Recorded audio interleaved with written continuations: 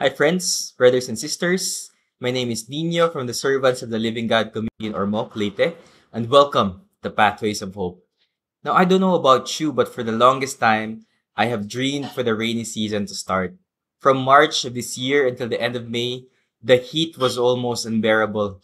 Going out, especially when the sun was at its peak, while doing some errands, was somewhat agonizing.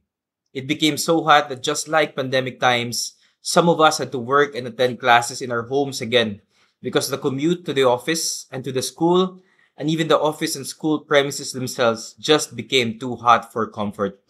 Fortunately for us, Pag-asa has already declared that the rainy season has begun. This means that the weather will not be as hot.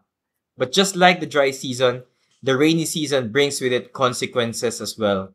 Winds are stronger, rains are more frequent and more voluminous, and more typhoons may enter the country, all of which can bring adverse impacts such as floods and landslides. Question: are we ready for such adverse impacts? Will we be secure when the winds, rains, and typhoons come? In the gospel today, Jesus also talks about security, not just of our houses, but of our lives and of our souls as well.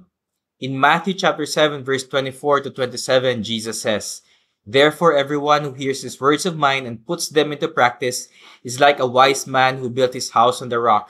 The rain came down, the streams rose, and the winds blew and beat against that house. Yet it did not fall, because it had its foundation on the rock.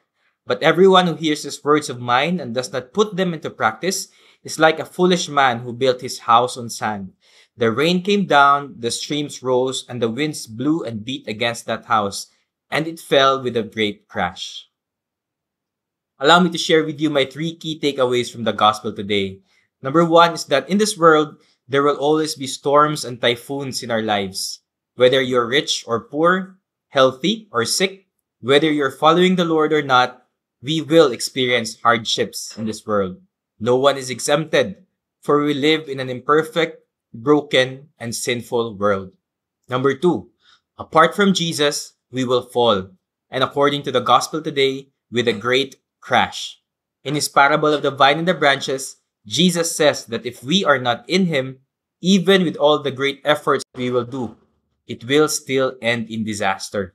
We will eventually wither, and the storms and typhoons of life will consume us. Maybe not in this world, but it will definitely happen in the end times.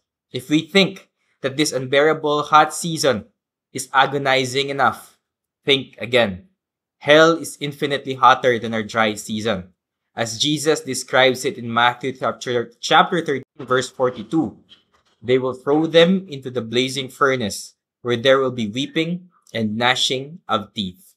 Number three, if we are with Jesus, he will be a firm and stable foundation. Friends, brothers and sisters, though the storms and typhoons of life will always be there, let's be assured that he will not allow us to fall, stumble, and crash. For the security of our lives and of our souls are in him, and he will be faithful until the very end.